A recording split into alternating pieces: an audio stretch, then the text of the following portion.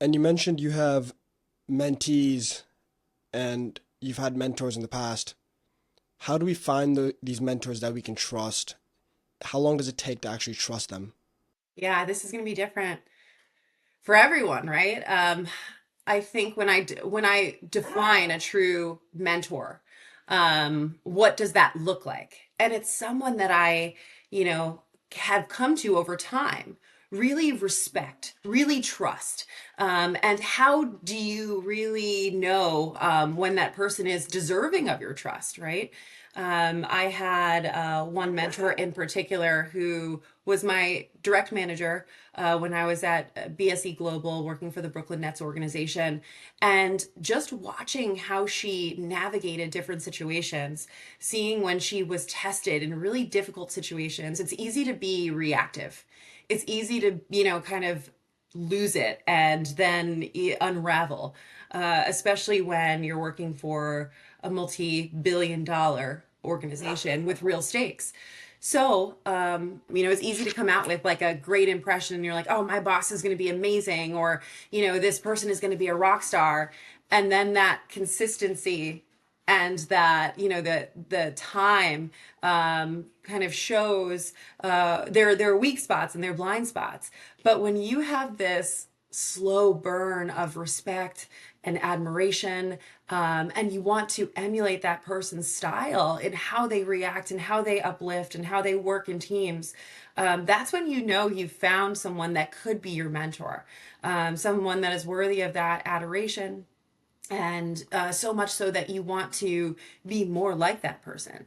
And I think when I shared that, when I told her, and I said, really and seriously, watching you, learning from you, has been transformative because, I've never known anyone to be kind of the baddest person in the room, but also the kindest. And that was life changing for me to be able to see that you can be both. You don't have to be a savage to be powerful. You can be authentic and kind, and you can listen and still be extremely powerful.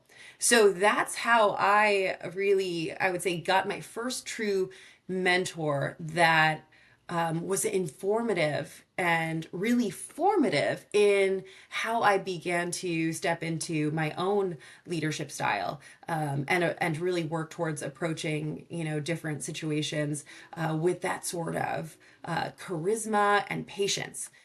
I like how you said when you found your mentor that you actually just watched how they performed under their own standards. It's not like you trusted them based on how they treated your relationship. I'm assuming that is a part to it. Don't get me wrong. Like, I'm not going to trust some random guy that treats me horribly. But I do like the fact that you said they were authentic to themselves, and that's what made me trust them.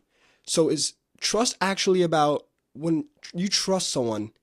Do you think that foundation of trust actually relies on how they trust themselves rather than what they've contributed to our lives? Yeah, I do. And I think I'm looking at it in this situation and I'm, imagining some of these situations in my head, some of these memories that I have of working with her and working closely with her. And, that is to me, that's like the X factor.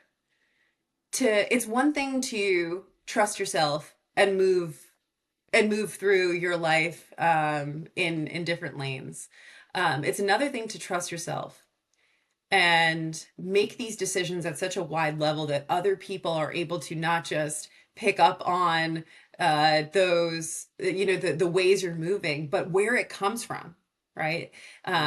It's going to be rare that you are in a boardroom or you're in a situation at work in your professional career where someone's going to be like, I trust myself, so therefore you should trust me. And this is, it doesn't happen. It is almost like um, a covert observation that you watch over time and you arrive at that conclusion. And I'm like, looking at her, I'm like, there's no way that she's able to make such vast affecting decisions. And she's able to manage so many different personalities up, down, laterally, interdepartmentally, without having a sense of self and really trusting not just who she is with her personality and the circle of concern that she's exhibited, but also her perspective, her lived experience, both in the organization and outside, and her ability to know what maybe she doesn't know and then to seek the help that she might need to arrive at a decision or a directive. So really trusting yourself is so multifaceted. So I've seen it manifest in a number of different ways, and that was a conclusion that a lot of people felt, where she really led by example. And it was nothing she ever said directly, but it was that body of experiences, of observation, that people around her came to trust. This is how, she knows what she's doing. So yeah, there's no doubt that that's an intrinsic thing, but it's never something you communicate externally. Like, hey, I trust me, so therefore you should too. Right? It's just it's something that takes time to really observe, and that consistency and the showing up every single day, day after day, year after year, and just doing your best. Yes, people, if you enjoyed that clip, remember to subscribe and like the clip, and you can check out the full episode right here. Yep, it's right here. Just press it. Just tap it. It's right there.